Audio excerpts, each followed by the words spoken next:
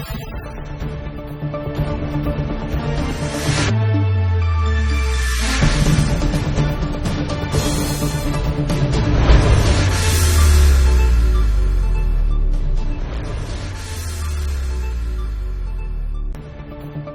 علیکم ناظرین، میں ہوں آپ کا میزبان سمیع ابراہیم۔ پہلے ایک نظر آج کی ٹاپ سٹوریز پر۔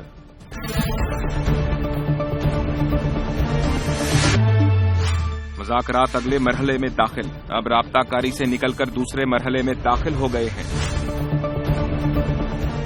سیکیورٹی وجوہات کی بنا پر مشرف کا عدالت میں پھر پیش ہونے سے انکار۔ 3G لائسنسز کا معمہ کیا ہے؟ حکومت کی پالیسی ابہام کا شکار۔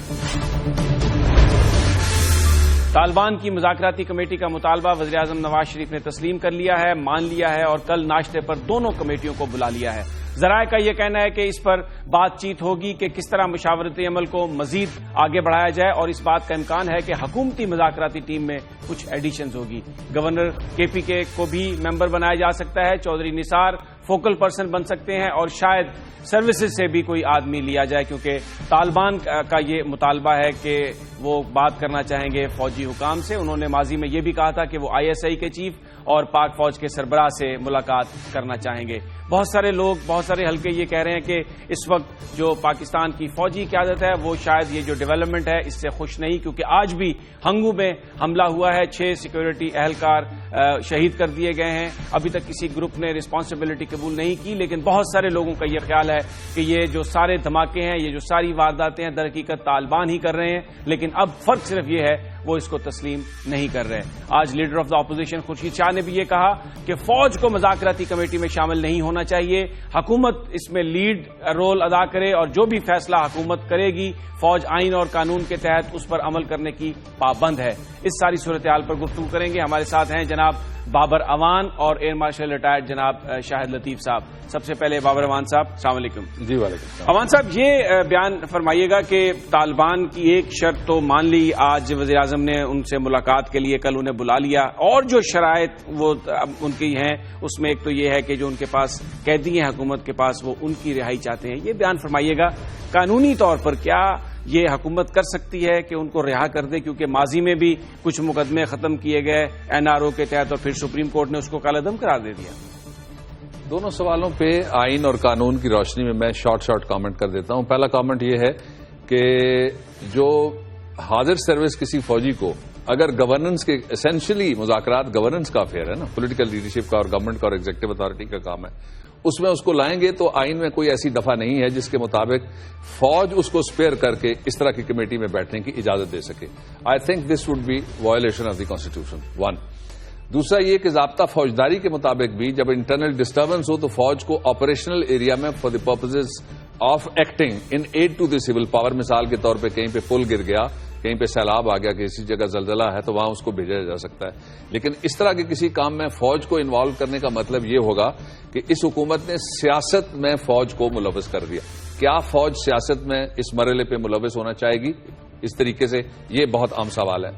دوسرا بڑا آپ نے پرٹیننٹ کوشچن کیا کہ NRO میں بھی ریکنسیلیشن کے لیے جو مقدمات ختم کیے گئے تھے اس کو سپریم کورٹ آف پاکستان نے ایک ججمنٹ دی، اور اس ججمنٹ کی روشنی میں کیا اب ان کو رہا کیا جا سکتا ہے؟ رہائی کے طریقے ہیں 2۔ پہلا طریقہ یہ ہے کہ اگر کوئی لوگ انٹرنمنٹ میں ہیں یا وہ حفاظتی تحویل میں ہیں اور یا وہ تحفظ امن عامہ کے تحت پکڑے ہوئے ہیں تو اس صورت میں ایگزیکٹو اتھارٹی کو آرڈر واپس لینا پڑے گا جس کے تحت ان کو کنفائنمنٹ میں رکھا گیا اور جیل میں ڈالا گیا۔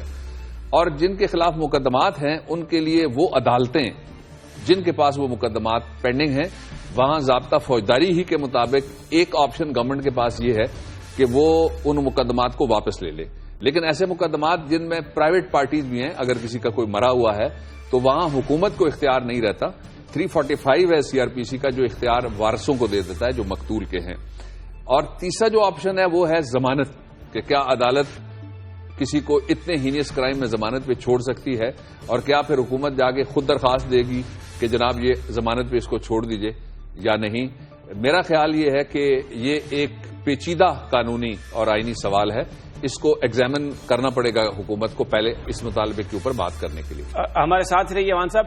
شاہد لطیف صاحب, آپ بیان کیجئے, یہ جو ایک اسپیکولیشن ہو رہی ہے کہ شاید جو حاضر سروس فوجی ہیں ان کو شامل کیا جائے مذاکراتی ٹیم میں, آپ کے سورسز آپ کو کیا بتا رہے ہیں؟ کیا یہ آپشن آپ بہتر آپشن سمجھی جا رہی ہے؟ دیکھیں جی, میں تو ذاتی طور پر اس پہ کامنٹ کر سکتا ہوں. میرا اپنا بیک گراؤنڈ فوج کا ہے. میں نہیں سمجھتا کہ فوج کو ایسے معاملات میں ہرگز آنا چاہیے. فوج کا کام مصالحت اور مفاہمت اور سیاست نہیں ہے. فوج کا کام ہے فورس کا استعمال, اور جب بھی کبھی اسٹیٹ کو, ریاست کو اس کی ضرورت پڑے گی. اور دوسرا وہ جو معاملہ بابر صاحب نے کہا کہ اگر کہیں آرٹیکل 245 کے تحت ان کو ان ایڈ آف سول سروسز بلایا جاتا ہے تو وہ بھی کام بڑے کلیئر ہیں. تو کسی لحاظ سے بھی نہ قانونی طور پہ, نہ اخلاقی طور پہ, اور نہ ہی کسی اور طور پہ فوج کا یہ کام ہی نہیں ہے کہ اس طرح کے سیاسی معاملات میں ریپرزنٹیشن کرے اور الجھاؤ کا شکار ہو جائے. جو فوج کا کام نہیں ہے اس کام کے لیے فوج کو بلانا میں نہیں سمجھتا کہ عقل مندی کی بات ہے, اور نہ ہی فوج کی طرف سے اس چیز کو ویلکم کیا جائے. اچھا, ایک اور آپ سے بات جاننا چاہوں گا کہ سیکورٹی فورسز پر حملے مسلسل ہو رہے ہیں. آج بھی ہنگو پر حملہ ہوا, ہنگو میں حملہ ہوا اور 6 سیکورٹی اہلکار شہید ہو گئے, جبکہ اس وقت جو ریٹیلیشن ہے اس پر پابندی ہے کیونکہ ایک سیز فائر ہوئی ہے. پاکستان کی حکومت نے بھی کہا ہے کہ کوئی سٹرائکس نہیں ہوگی. اس کا جو افواج کے ہمارے جو جوان ہیں ان کے مورال پر تو فرق پڑ رہا ہوگا جو اس علاقے میں ہیں, اور ان پر تو حملے ہو رہے ہیں لیکن ریٹیلیشن کی کوئی اجازت نہیں ہے. دیکھیں جی, یہ آج کی بات تو نہیں ہے. فوج کے مورال کے اوپر ان کی ذات پہ, ان کے مورال پہ حملے یہ تو بڑا عرصہ ہو گیا, اور میں یہ سمجھتا ہوں کہ آپ تو فوج کے ہاتھ باندھ رہے ہیں.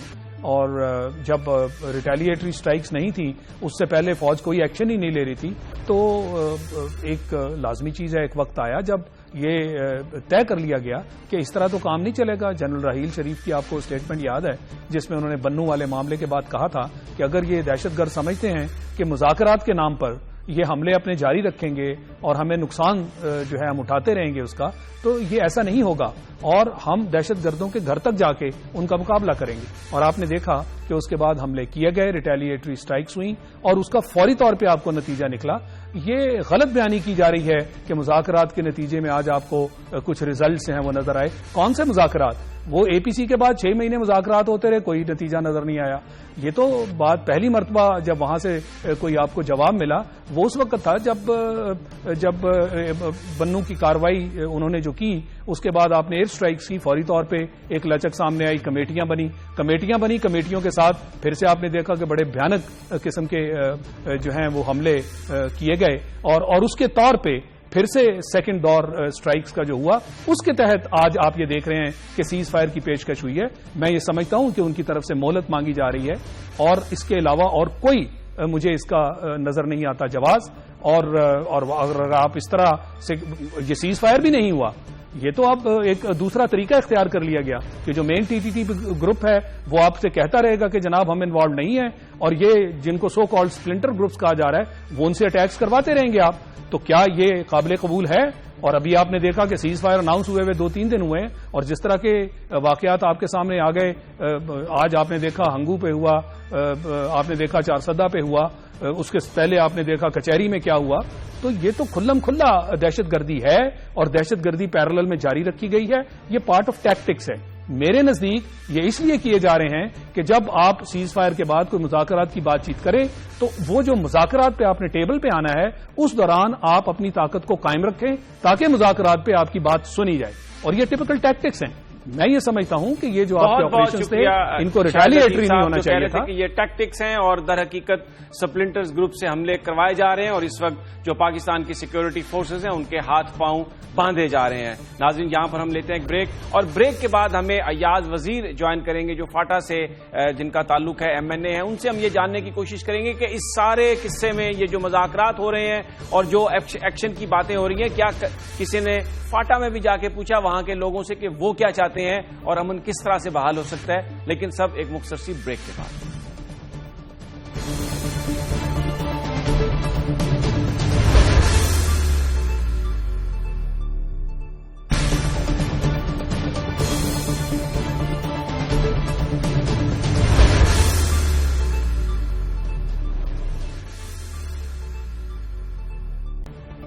دہشت گردی کا سرا پاکستان کے قبائلی علاقوں سے جوڑا جاتا ہے اور اس وقت جو کمیٹیاں بھی مذاکرات کر رہی ہیں طالبان سے، ان میں سے بھی یہ بتایا جاتا ہے کہ کسی کا بھی تعلق فاٹا سے نہیں ہے۔ اس ساری صورتحال کو بہتر بنانے کے لیے فاٹا کے عوام کیا سوچتے ہیں، کیا ہونا چاہیے؟ آج ہمارے ساتھ موجود ہیں جناب ایاز وزیر، یہ سابق سفیر بھی رہے ہیں اور ہمارے ساتھ موجود ہیں۔ السلام علیکم ایاز وزیر صاحب۔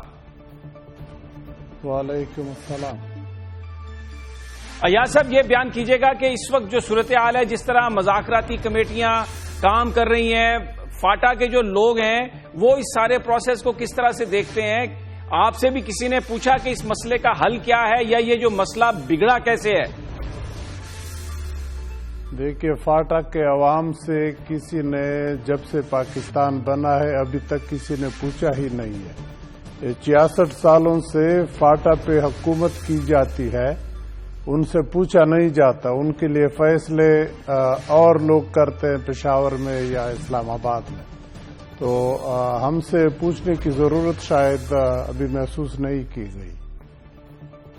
ابھی جو صورتحال ہے جس میں لگ رہا ہے کہ آگے چل کر آپریشن ہو سکتا ہے، بڑے سارے لوگوں کی ڈسپلیسمنٹ ہوگی، آئی ڈی پیز آئیں گے، تو ایک بڑا خوف و ہراس ہوگا، کچھ بیان کریں گے کیا صورتحال ہے وہاں پر اس وقت؟ دیکھیے، بدقسمتی یہ ہوگی اگر ہم وہاں پہ آپریشن کر لیں، کیونکہ اس سے پہلے جتنے بھی آپریشن ٹرائبل ایریا میں ہوئے، یہ صرف نارتھ وزیرستان میں ابھی تک اس لحاظ سے فل سکیل آپریشن نہیں ہوئی، تو باقی ایجنسیز میں سے 10 لاکھ سے زیادہ لوگ آئی ڈی پیز بنے۔ ابھی تک پشاور ڈی اے خان ٹانک میں پڑے ہیں، پرسان حال کوئی نہیں ہے، ان کے لیے حکومت نے کوئی انتظام نہیں کیا۔ تو اب اگر عمران شاہ سے ان لوگوں کو یا نارتھ وزیرستان پورے سے ان کو بے دخل کیا جائے تو یہ کہاں جائیں گے؟ یہ یا افغانستان جائیں گے یا پھر برنو میں تو سنا ہے جو قریبی ٹاؤن ہے عمران شاہ کے کہ ابھی اس وقت وہاں پہ مکانات کرائے کے نہیں مل رہے، اتنے لوگ آ چکے ہیں، تو یہ جائیں گے مزید آگے یا پشاور آئیں گے یا ساؤتھ وزیرستان جائیں گے یا کرم جائیں گے یا پھر جیسے میں نے کہا افغانستان جائیں گے۔ تو آپ اپنے لوگوں کو اپنے گھروں سے نکال کے بے دخل تو کر لیں گے، لیکن جن لوگوں کی وجہ سے آپ ان کو بے دخل کریں گے وہ آپ کے نہ پہلے قابو آئیں گے نہ اب قابو آئیں گے، تو پھر فائدہ کیا ہوا ایسے آپریشن سے جس میں ملیٹنٹس نہ آپ پکڑ سکتے ہیں نہ آپ مار سکتے ہیں؟ تو اگر ان کو ختم کرنا ہوتا ہے یا ان کو ہمارے ساتھ ہی رہیں ایاز، آپ ہمارے ساتھ ہی رہیے، میں آتا ہوں آپ کی طرف۔ عوان صاحب، آپ نے گفتگو سنی، یعنی اتنے لاکھوں لوگ وہاں پہ رہتے ہیں، چند ہزار ملیٹنٹس ہیں، ان کو ختم حکومت نہیں کر پا رہی، جو اس وقت سیاسی حکومت ہے وہ پولیٹیکل اونرشپ لیتی ہوئی نظر نہیں آ رہی، تو یہ سارا معاملہ، یہ اسٹیٹ کہاں پہ ہے، ریٹ آف دا گورنمنٹ کہاں پہ ہے؟ دیکھیں، پاکستان کی ریاست کو اس وقت بڑے بنیادی قسم کے ایشوز جن کو خطرات کہنا درست ہوگا وہ درپیش ہیں۔ ان میں سے ایک ایشو بلوچستان کے اندر ہے، انسرجنسی کا، جو ایریا اسپیسیفک نہیں رہی، اب بدقسمتی کے ساتھ ریلوے ٹریکس آپ دیکھ لیجیے، رحیم یار خان میں بھی وہ آ گئی ہے۔ دوسرا ایشو کراچی کا ہے، تیسرا ایشو ہمارا ویسٹرن بارڈر ہے، اس کے ساتھ جو علاقے ہمارے فاٹا کے ہیں ان کا ایشو ہے۔ میں یہ بتاؤں آپ کو کہ جب سوات کے اندر آپریشن ہوا تھا تو اس سے پہلے آپ کو یاد ہے کہ 2.6 ملین لوگ وہاں سے نکلے تھے، عزت کے ساتھ، حفاظت کے ساتھ، آبرو کے ساتھ ان کو رکھا گیا، عزت کے ساتھ، حفاظت کے ساتھ اور آبرو کے ساتھ اور وسائل کے ساتھ ان کو واپس بھجوایا گیا۔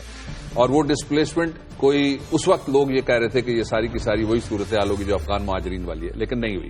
اس کے لیے you need leadership, frontal leadership جو خود لیڈ کرے اور کسی کے پیچھے نہ چھپے اور پراکسیز نہ کھڑی کرے لیڈرشپ۔ ایک اس وقت وہ ٹیم نظر نہیں آ رہی اس پرائم منسٹر کے ساتھ، اور سوائے ایک انٹیریئر منسٹر کے کوئی بندہ، آپ نے دیکھا وہ منظر قومی اسمبلی کے اندر بھی، جب انٹرنل سیکورٹی کی پالیسی آئی تو اس پہ پرائم منسٹر نے تو ہاتھ مارا بینچ کے اوپر، لیکن باقی یوں لگتا تھا کہ وہاں کسی نے سانس بند کرنے والا اسپرے کر دیا۔ ایک میں انفارمیشن آپ کو دوں، جو یہاں پر جو بات ہو رہی ہے اس میں یہ بتایا جا رہا ہے کہ 3 لوگ، جو 3 اہم لوگ ہیں پاکستان کے، وہ اس وقت فوجی آپریشن کے مخالف ہیں۔ ان میں وزیر اعظم نواز شریف صاحب ہیں، وزیر داخلہ چودھری نثار اور عمران خان۔ یہ تینوں چاہتے ہیں کہ کسی بھی طرح آپریشن سے جان بچے اور مذاکرات کے ذریعے معاملہ حل ہو۔ دیکھیں، یہ پہلو بالکل درست ہو سکتا ہے، لیکن پاکستان کے لوگوں کا ایشو کیا ہے سمی؟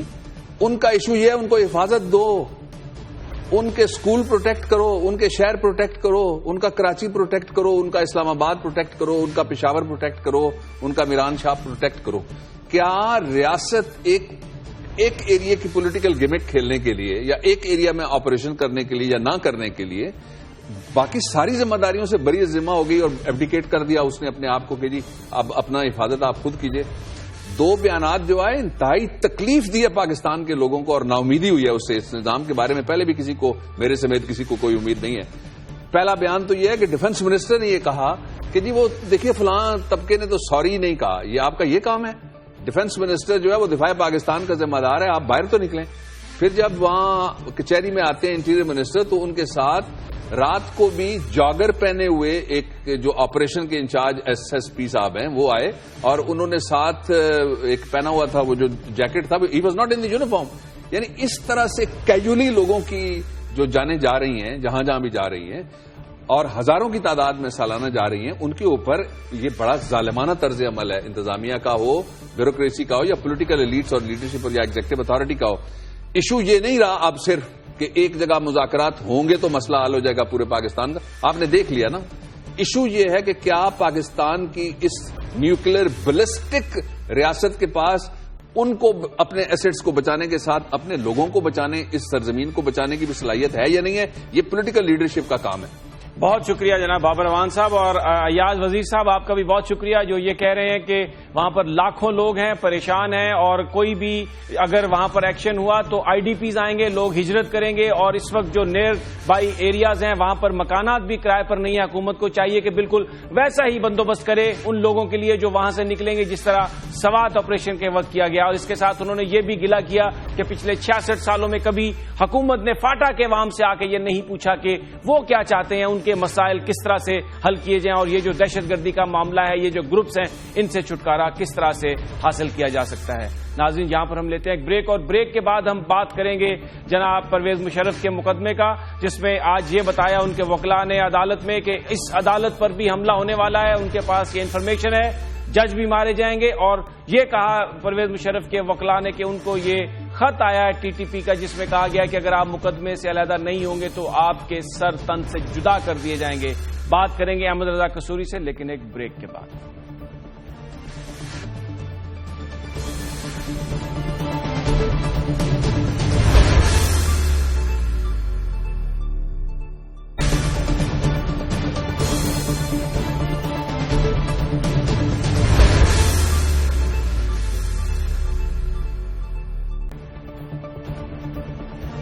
سابق صدر پرویز مشرف کے خلاف مقدمے کی آج سماعت ہوئی خصوصی عدالت میں, اور وہاں پر ان کے وکلاء نے بتایا کہ تحریک طالبان پاکستان نے انہیں خط بھی لکھا ہے, دھمکی دی ہے کہ وہ اس مقدمے سے علیحدہ ہو جائیں وگرنہ ان کے سر تن سے جدا کر دیے جائیں گے.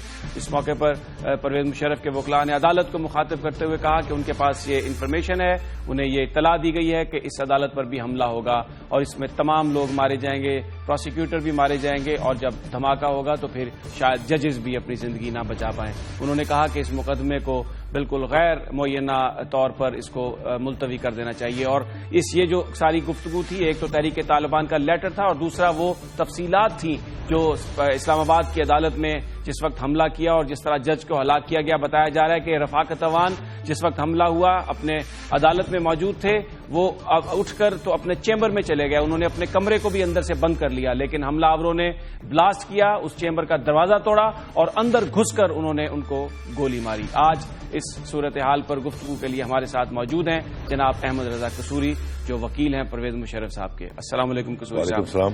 قصوری صاحب, تحریک طالبان پاکستان نے آپ کو بھی خط لکھا ہے جو آپ نے عدالت میں بھی پیش کیا کہ سر تن سے جدا کر دیے جائیں گے. عدالت نے تو صرف 2 دن کے لیے مقدمے کو ملتوی کیا ہے, کیا آپ فورسی کرتے ہیں؟ کچھ بعد میں بھی آپ کی چیمبر میں بھی کوئی ججز سے اس حوالے سے گفتگو ہوئی؟ بات یہ ہے کہ ہمارا موقف یہ ہے کہ جب تک گورنمنٹ فول پروف ارینجمنٹ نہیں کر پاتی اور یہ جو معاملات جو ڈائلاگ وغیرہ چل رہے ہیں, جب تک اس کیس کو ملتوی کرنا چاہیے, کیونکہ جنرل مشرف ایک بڑے ہائی پروفائل ہیں. ان کو جب صدر تھے ان پر 2 دفعہ حملہ ہوا, پھر شوکت عزیز پر حملہ ہوا, پھر ہم نے رپورٹ سبمٹ کی ہے انٹیلیجنس کی جس میں 27 ڈفرنٹ پلاننگ کی گئی ہے حملوں کی, وہ بھی رپورٹ دی ہے.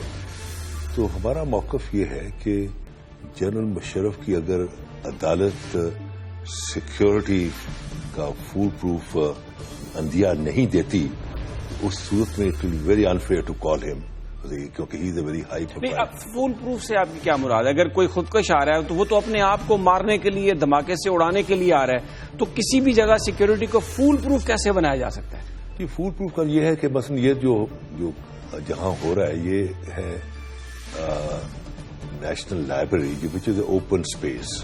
اس کے بہت سارے پیسیجز ہیں، اس کے اندر کوئی 1000 سیٹ ہے، کسی سیٹ کے اندر ہی دیکھیں نا جب پروسیڈنگ ختم ہو جائے کوئی سیٹ کے اندر ہی کوئی ڈیوائس رکھ جائے، کچھ کر جائے. یہ کورٹ پریمیسز میں ہونا چاہیے. اور موسٹ پرابلی جو آج جو کوئی کورٹ نے اندیا بھی دیا ہے، شاید یہ فیڈرل شریعت کورٹ میں یہ ٹرائل منتقل ہو جائے. تو ہمارا یہ موقف ہے کہ جب تک یہ معاملات سیٹل نہیں ہوتے، اگر جنرل مشرف کو کچھ ہو جاتا ہے تو اٹ ول بی ایک ملک میں ایک تہلکہ مچ جائے گا، ایک بڑی آڈ سچویشن، بڑی ڈیسٹیبلائزنگ ایلیمنٹس ڈیولپ ہو جائیں گے. تو ہمارا یہ موقف ہے کہ اس کو پوسٹ پون کر دیا جائے جب تک کہ آپ پورے جو مینجمنٹ نہیں کر پاتے. اور چیز یہ ہے کہ یہ جو جہاں پروسیڈنگ ہو رہی ہے دس از اے اوپن اسپیس. اس میں اچھا قصوری صاحب، آپ کے ساتھی وکیل نے آج عدالت میں یہ بالکل انہوں نے کہا کہ وہ آئین پر قسم کھاتے ہیں اور ایک حلف دیتے ہیں. وہ کہتے ہیں کہ ان کے پاس انفارمیشن ہے کہ عدالت پر حملہ ہونے والا ہے اور اگر حملہ ہوا تو آپ بھی مارے جائیں گے اور یہ پروسیکیوٹر بھی مارا جائے گا اور ہمیں تو کہہ ہی دیا ہے طالبان نے کہ آپ کے سر جدا کر دی جائیں گے تن سے. یہ اتنی بڑی انہوں نے بات کہی ہے اور انہوں نے کہا کہ ہمارے پاس انفارمیشن ہے. دیکھیں اس نے بڑے ذمہ داری سے بیان دیا ہے، تو بالکل اس میں کوئی نہ کوئی ضرور کسی ایلیمنٹ ہوگا، کوئی انفارمیشن ہوگی. جہاں تک میرا تعلق ہے، میں تو آپ کو پتا ہے کہ ان قسم کے خوف سے فول پروف ہوں. میں تو ذوالفقار علی بھٹو کے زمانے میں میرے پر 18 قاتلانہ حملے ہوئے. میں واحد آدمی دنیا کی سیاست میں جو کہ گولیوں کی بچھاڑوں میں سے گزرا ہوں. میرے پر اللہ تعالیٰ کا ایک سایہ ہے، اسی رحمان کا ایک سایہ ہے، اور میں اللہ تعالیٰ کے فضل سے میرے میں کوئی خوف قسم کی چیز ہے ہی نہیں، کیونکہ میں اللہ سے اتنا ڈرتا ہوں. جب اللہ کا ڈر جو دل میں لبالب بھر جائے تو پھر کوئی اور خوف آپ کے دل میں سماتا نہیں. میرے دل میں کوئی خوف نہیں. اچھا یہ بیان فرمائیے گا کہ پرویز مشرف صاحب سے بھی آپ کی رابطہ رہتا ہے. یہ جو ساری سیکورٹی کی صورتحال ہے، جس طرح سے واقعات ہو رہے ہیں، وہ کمفرٹیبل ہیں عدالت میں آنے سے؟ دیکھیں کہ ہم خود بھی ان کو ریکمینڈ کریں گے کیونکہ نیچرلی ہی is our client and we are his counsel. We will also recommend ہم ناٹ ٹو کم جب تک کہ عدالت ذمہ داری نہ لے کہ ہم نے حکومت وقت کے ساتھ، کیونکہ اس میں حکومت جو ہے وہ کمپلیننٹ ہے. It's not a case between Allah تطاب رام Chiragh Din. It is federation of Pakistan versus general Pervez Musharraf. جب تک فیڈریشن یہ ذمہ داری نہیں لے گی کہ فول پروف سیکورٹی کی، general Musharraf will not come. اس وقت جو سیکورٹی کا انتظامات ہیں، اس وقت جو بندوبست ہے، آپ اسے مطمئن نہیں ہیں؟ It's not subtly not.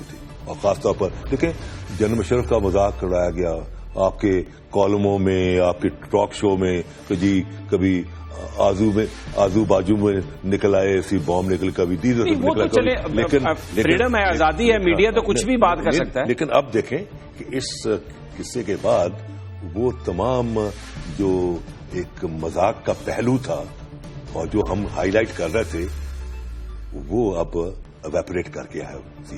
اب لوگ سچ مچ محسوس کرتے ہیں کہ جنرل مشرف کا جو موقف اس کے وکلا نے کہا تھا کہ سیکیورٹی کی بنیاد پہ وہ نہیں آ رہے، اس میں بہت ایک ایلیمنٹ آف ٹروتھ تھا. اچھا یہ بیان فرمائیے گا کہ کوئی درخواست بھی ہے اس طرح کی کہ وہ باہر جانا چاہتے ہیں، ان کی والدہ علیل ہیں، انہوں نے درخواست دی ہے کہ وہ اپنا ان کی 3 جو ہیں آرٹریز بلاک ہے اور وہ اپنے ٹریٹمنٹ کے لیے اور فردر انویسٹیگیشن کے لیے ہی وانٹ ٹو گو ابراڈ. اور یہ میں پہلے بھی آپ کے پروگرام کہہ رہا ہوں کہ یہ مریض کا ایک بنیادی حق ہے to be treated by a doctor of his own choice and place of his own choice. تو وہ جانا چاہتے ہیں تو وہ عدالت میں درخواست دی ہے اور اس میں والدہ کا بھی ذکر ہے. ان کی والدہ کو 95-96 سال کی عمر کی ہیں اور میں تو خود دیکھا ہے اپنا وہاں दुबई में मैं जाता रहता हूँ तो वहां मैं देखा कि वो व्हील चेयर पे होती हैं और वो सामने कुर्सी जैसे चिड़िया चोगा लेके आती है जंगल से और अपने बच्चों को उसके चोंच में डालती है, इस तरह वो अपनी माँ को छोटे छोटे नवाले बना के देती है। तो उस माँ का भी तो कोई हकूक है, शी इज नॉट वेल, तो अच्छा, ये इस तरह की जो दरखास्त है वो आप एग्जेक्टिव को भी दे सकते हैं। शुरू में जो एक विड्रॉ की गई दरखास्त परवेज मुशर्रफ साहब की अहलिया की जानिब से वजारत दाखिला को दी गई थी, वो ऐसी दरखास्त, तो आप अदालत पर ही इन्हिसार करेंगे या आप एग्जेक्टिव से भी राब्ता कर सकते हैं इस सूरत हाल से निकलने के लिए? अदालत से भी कर सकते हैं, लेकिन हम एग्जेक्टिव से भी कर सकते हैं, लेकिन हमने अदालत को बेटर फोरम समझा है कि उसमें अदालत में जो होती हैं उसकी एक तवाज़न का पहलू होता है, एक बैलेंस होता है, एक सोसाइटी। इस अदालत पर तो आप बार बार कह चुके हैं कि आपको इंसाफ मिलता हुआ नजर नहीं आता। वो देखें, एक बात है कि वो भी अपनी जगह है, लेकिन कोई माइनर मामलात में ये तो कोई इतना बड़ा मामला नहीं है ना जी। इस मामले में शायद अदालत इसको पॉजिटिवली देखे। बहुत बहुत शुक्रिया जनाब अहमद रजा कसूरी साहब, जो कह रहे थे कि परवेज मुशर्रफ साहब उस वक्त तक अदालत में पेश नहीं होंगे जब तक अदालत इस बात की जमानत न दे कि उनकी सिक्योरिटी का प्रॉपर बंदोबस्त कर लिया गया है। जब तक फुल प्रूफ सिक्योरिटी का बंदोबस्त नहीं किया जाएगा परवेज मुशर्रफ साहब पेश नहीं होंगे अदालत में। और यह भी उनका कहना था कि दरखास्त दायर की है उन्होंने, वो अपने इलाज के लिए बाहर जाना चाहते हैं। उस दरखास्त में इस बात का भी जिक्र है कि वो अपनी वालदा की इयादत के लिए भी जाना चाहते हैं। एग्जेक्टिव से जो जहां तक मामला है दरखास्त देने का, तो ये कहा अहमद रजा कसूरी ने कि वो ये समझते हैं कि अदालत एक बैलेंस इदारा है, अदालत एक मजबूत इदारा है और बेहतर यही होगा कि इसी फोरम पर से उन्हें बाहर अपने इलाज के लिए जाने की इजाजत मिल जाए और साथ साथ वो अपनी वालदा को भी देख सकें। नाज़रीन, यहां पर हम लेते हैं एक ब्रेक और ब्रेक के बाद हम बात करेंगे। हुकूमत की जानिब से ये ऐलान किया गया है कि 3G और 4G लाइसेंस बेचे जाएंगे और इसके लिए जो इंफॉर्मेशन मेमोरेंडम है उसमें एक तरीकाकार वज़ा किया गया, लेकिन उसमें इबहाम है। 3 ब्लॉक्स बनाए गए हैं, 2 ब्लॉक्स की ऑक्शन के वाले में सूरत हाल बिल्कुल क्लियर बयान की गई है, लेकिन एक जो ब्लॉक है 850 मेगाहर्ट्ज का, उसके बारे में इबहाम है। बात करेंगे एक मुख्तसर सी ब्रेक के बाद।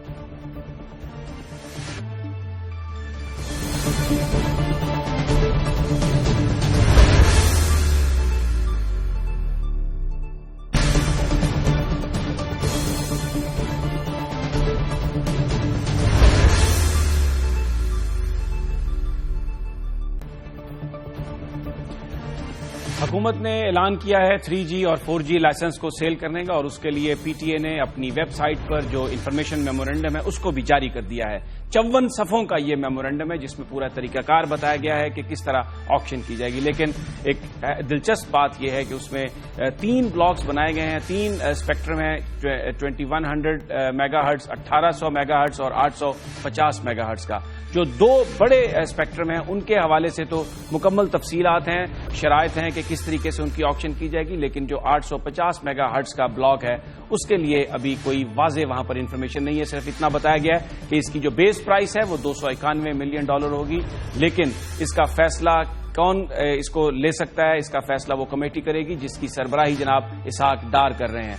ये भी उस मेमोरेंडम में बताया गया कि अगर एक से ज्यादा खरीदार हुए तो फिर उनमें से सिलेक्शन भी गवर्नमेंट कमेटी करेगी। कौन से कवानीन के तहत करेगी, कौन सा उसका मेयार होगा, उसके हवाले से पीटीए की वेबसाइट मुकम्मल तौर पर खामोश है और कुछ नहीं उस हवाले से बताया गया। हमने पीटीए हुकाम को भी इस प्रोग्राम में आने की दावत दी, बार बार उनसे राब्ता करने की कोशिश की। हम चाह रहे थे कि वो भी अपना नुक्ता नजर बयान करें, लेकिन वहां से हमें कोई जवाब नहीं आया। और आज हमारे पास आईटी एक्सपर्ट जनाब वहाज सुराज मौजूद हैं, उनसे इस हवाले से गुफ्तगू करेंगे। अस्सलाम वालेकुम जनाब वहाब साहब। ये जो एक बड़ा अजीब मामला है कि जो 2100 मेगाहर्ट्ज है, जो 1800 मेगाहर्ट्ज है, उसके हवाले से तो पूरी तफसील दे दी गई है और 850 मेगाहर्ट्ज के बारे में ये कहा गया है कि ये इसकी प्राइस है और अगर एक से ज्यादा इसके खरीदार आ गए तो फिर उसका फैसला वो कमेटी करेगी जिसकी सरबराही जनाब इसहाक डार साहब कर रहे हैं। सही साहब, मैं समझता हूँ ये जो उन्होंने प्रोसेस दिया है ये शफाफियत के बिल्कुल खिलाफ है। उनको बड़ा क्लियरली ये लिखना चाहिए था कि अगर इसमें ज्यादा बिडर हुए तो इसकी भी कंपैरेटिव बिडिंग होगी। और मैं समझता हूँ ऐसा ही होना चाहिए कि क्योंकि पीटीए इस वक्त ये क्लेम कर रही है कि वो एक ट्रांसपेरेंट और शफाफ तरीके से ये ऑक्शन करने जा रहे हैं, तो ये 850 मेगाहर्ट्ज का जो स्पेक्ट्रम है اس میں بھی اگر زیادہ بڈر آئیں تو اس کی بھی پراپر آکشن اور اس کی بھی بڈنگ ہونی چاہیے اور اس کو بھی اوپن طریقے سے ہونا چاہیے. اچھا ایک اس پر ضرور کمنٹ فرمائیے گا. یہ اس میں کہا گیا کہ خاص طور پر یہ جو 850 کا یہ جو اسپیکٹرم ہے اس کے لیے بالکل نیو انٹرنٹس چاہیے, یعنی جو کمپنیاں آلریڈی یہاں پر موجود ہیں جو پچھلے کئی سالوں سے سروس بھی پرووائڈ کر رہی ہیں, بڑی انہوں نے انویسٹمنٹ بھی کی ہے, ان کو اس کا کوئی حق نہیں کہ وہ اس کے لیے اس کو کوالیفائی اس کے لیے کر سکیں. ایگزیکٹلی سمجھ صاحب, یہ بھی ایک سمجھتا ہوں یہ بھی کوئی اچھا قدم نہیں ہے جو حکومت نے اس لیے اٹھایا ہے. انہوں نے کمپارٹمنٹلائز کر دیا ہے, یعنی 2100 کے 3 چنکس ہیں, 1800 کے 2 ہیں. 1800 کے لیے وہ کوالیفائی کرے گا جو 2100 میں ون کرے گا, یعنی اور جو 850 ہے اس کو انہوں نے بالکل نیو انٹرنٹ کے لیے الگ کر دی ہے. اگر 6 بلاکس تھے ٹوٹل تو یہ 6 بلاکس اوپن بڈنگ کے لیے ہر آپریٹر کے پاس ایکول رائٹ ہونا چاہیے تھا. اور ظاہر ہے کہ جو آپریٹر پہلے سے مارکیٹ میں موجود ہیں, اس وقت 5 آپریٹرز جو ہیں مارکیٹ میں موجود ہیں, ان کا پہلا رائٹ ہے کیونکہ انہوں نے اس ملک میں ہیوج انویسٹمنٹس کی ہوئی ہے اور تقریباً ہر آپریٹر نے میں سمجھتا ہوں $1 ارب سے زیادہ کی انویسٹمنٹ کی ہوئی ہے. اور پھر ان کی جو پرفارمنس ہے اس کی بنیاد پر یہ بھی اندازہ ہے کہ یہ کیا انہوں نے سروس دی ہے, اور اگر ان کی آلریڈی اتنی انویسٹمنٹ ہے تو وہ یہاں پر یقیناً رہیں گے. ایگزیکٹلی تو اس کو جو بلاکس تھے ان میں ایگزسٹنگ آپریٹرز کو اور نئے آپریٹرز کو ایکول اپرچونٹی, اگر ایگزسٹنگ آپریٹر کو پریفرنس نہیں دینی تھی تو ان کو ایکول اپرچونٹی تو ضرور دینی چاہیے تھی تاکہ وہ ان میں سے کسی بھی چنک کے لیے بڈ کر سکیں. اور پھر ساتھ ساتھ انہوں نے ایک اور اس پہ جو قدغن لگائی ہے وہ یہ ہے کہ یہ جو اسپیکٹرم ہے صرف 3G کے لیے یوز ہوگا اور صرف براڈ بینڈ سروس کے لیے یوز ہوگا, یعنی جو ایگزسٹنگ آپریٹرز ہیں وہ اس اسپیکٹرم کو اپنی جو ایگزسٹنگ 2G کی سروس ہے اس کو امپروو کرنے کے لیے استعمال نہیں کر سکیں گے. تو یہ بھی کوئی اچھی کنڈیشن نہیں ہے, اس کو اوپن ہونا چاہیے کیونکہ حکومت تو یہ کہتی ہے کہ ہم نے ٹیکنالوجی نیوٹرل لائسنس دے رہے ہیں جو کہ ساری دنیا میں ہوتا ہے. تو ٹیکنالوجی نیوٹرل لائسنس میں آپ ایک طرف آپریٹر کو ریسٹرکٹ کر رہے ہیں کہ آپ یہ جو 3G کا اسپیکٹرم ہے اس کو صرف 3G کے لیے استعمال کریں گے.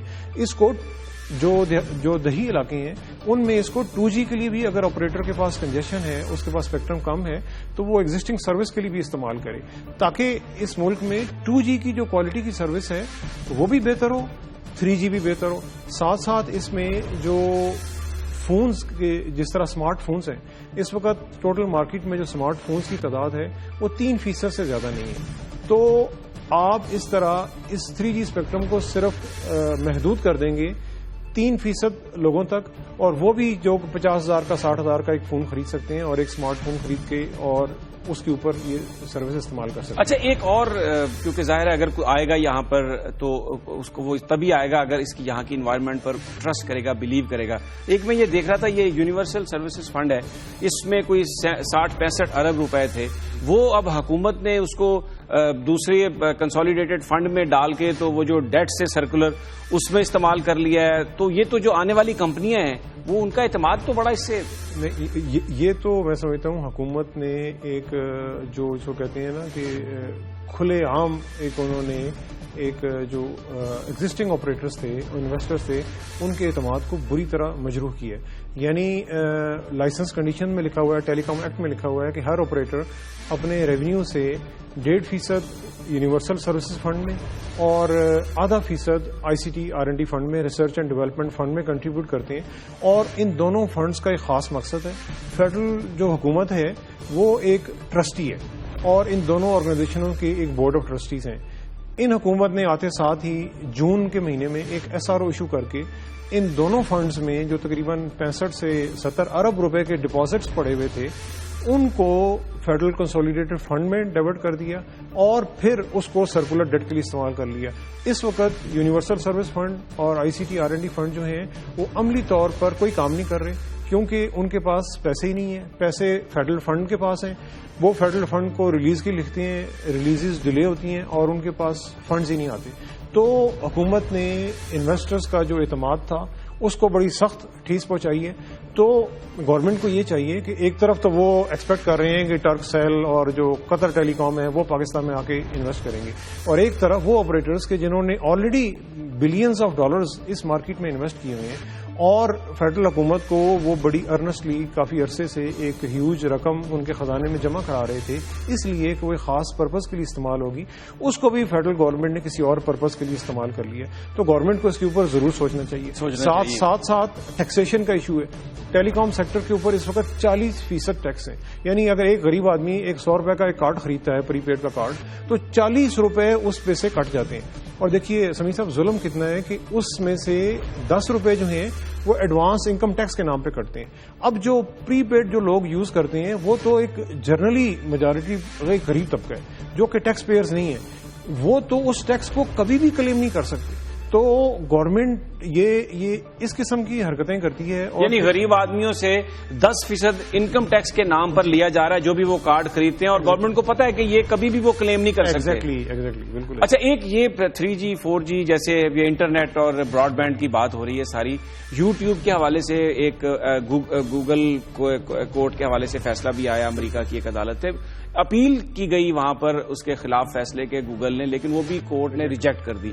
اب کوئی قدغن نہیں ہے، ابھی تک وہ فلم ہٹا دی گئی ہے جس کی وجہ سے وہ سارا بند ہوا تھا، لیکن ہمارے ہاں ابھی تک یوٹیوب کیوں نہیں کھول رہی؟ گورنمنٹ اس پہ کوئی پالیسی ڈیسیژن نہیں لے رہی. گورنمنٹ کو ڈیسیژن لینا چاہیے. دیکھیے بڑی عجیب بات ہے، گورنمنٹ ایک طرف 3G 4G کی آپشن کرنے جا رہی ہے، اور سب کو پتا ہے کہ 3G 4G کا ایک ہی یوز ہے، وہ ہے براڈ بینڈ کے لیے، اور دوسری طرف آپ نے یوٹیوب کو بند کیا ہوا ہے، انٹرنیٹ کو بلاک کیا ہوا ہے. تو اور یوٹیوب جو ہے اور جو انٹرنیٹ پہ ویڈیوز ہیں وہ اس وقت میجر پارٹ لیتی ہیں آپ کی ٹریفک کا.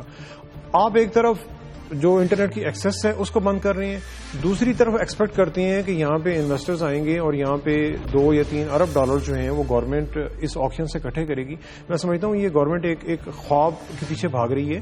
تو ان کو اپنی پالیسیز کو صحیح کرنا چاہیے، یوٹیوب کو اوپن کرنا چاہیے، انٹرنیٹ کی جو ایکسیس بلاک ہو رہی ہے جو کہ گریٹ ٹریفک کے نام پہ، اس کو اوپن کرنا چاہیے تاکہ لوگوں کے پاس کانٹینٹ ہو، تاکہ لوگ کانٹینٹ دیکھنے کے لیے تو 3G اور 4G کی سروسز لیں گے. بہت بہت شکریہ جناب وحاج سراج صاحب، جو کہہ رہے تھے کہ حکومت کو یہ چاہیے کہ جو انویسٹر ہے اس کے جو مجروح ہوا اعتماد ہے اس کو بحال کرے، اور USF فنڈ سے جو 65 ارب روپے سے زائد رقم نکالی گئی ہے وہ اس اعتماد کو مزید مجروح کرے گی. لیکن اس وقت جو خبریں آ رہی ہیں اس کے مطابق جو 850 میگا ہرٹز کا اسپیکٹرم ہے اس کے لیے حکومت نے ابہام رکھا ہے، اور اس کی سیل کس کو ہوگی اس کا فیصلہ اسحاق ڈار صاحب کریں گے، کیونکہ جو کمیٹی بنائی گئی ہے اس کی سربراہی وہ کر رہے ہیں. بہت سارے لوگ یہ سمجھ رہے ہیں کہ یہ ارینجمنٹ شاید اس لیے کیا گیا ہے کہ کسی پیارے کو نوازا جائے گا اور اپنی جو پسندیدہ کمپنی ہے اس کو یہ 850 میگا ہرٹز کا اسپیکٹرم الاٹ کیا جائے گا.